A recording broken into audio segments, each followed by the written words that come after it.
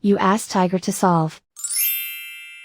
This deals with linear equations with one unknown. The final result is n equals -1. Let's solve it step by step. Simplify the expression. Expand the parentheses.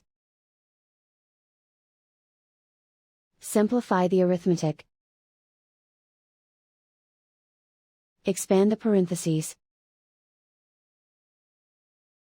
Group like terms.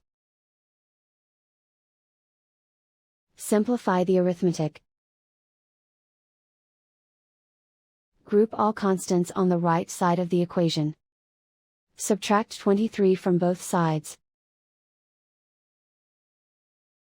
Simplify the arithmetic.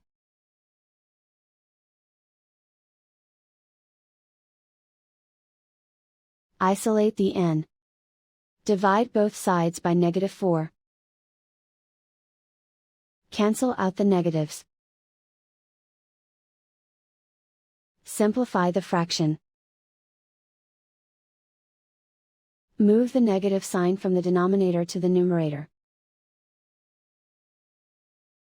Simplify the fraction. And so the final result is n equals -1.